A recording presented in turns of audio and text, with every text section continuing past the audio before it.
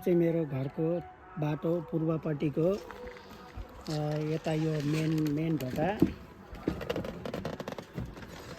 ढोकाबाट एन्ट्री भयो। देब्रे साइडको चाहिँ भर्याङ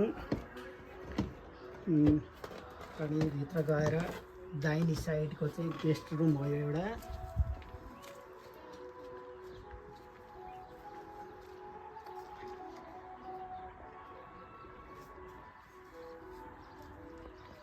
अनि यो बाथरुम देब्रे साइडको चाहिँ यो टोयलेट बाथरुम हो।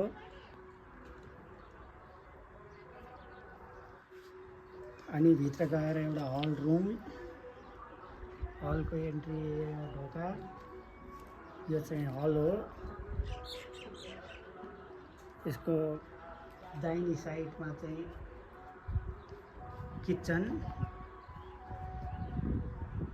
किचनबाट बाहिर साइड एउटा ढोका आउट ढोका छ।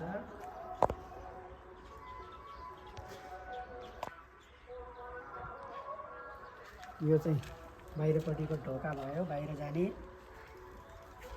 अनि यो चाहिँ एउटा बेडरुम हो। यता साइड किचनबाट भित्र पसेपछि बेडरुम।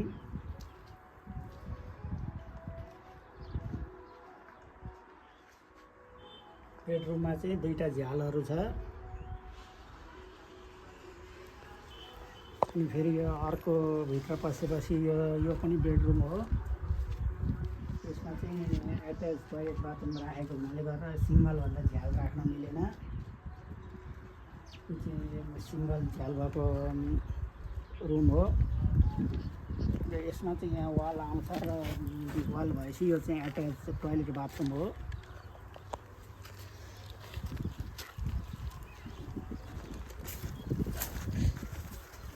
यतापट्टि आएर चाहिँ अहिले भर्खर बनेको यो गोबर ग्यासको प्लान्ट लगाएको छ 2 घनमिटरको। यो चाहिँ भर्खर ढलान भएको 2 दिन भयो। अनि अलि अगाडि चाहिँ यसलाई स्ल्याबहरू अगाडि आउटलेटको लागि स्ल्याबहरू बनाएर राखेको छ अलि अगाडिपट्टि। अहिलेसम्म भएकोमा चाहिँ मेरो घरको यति नै हो।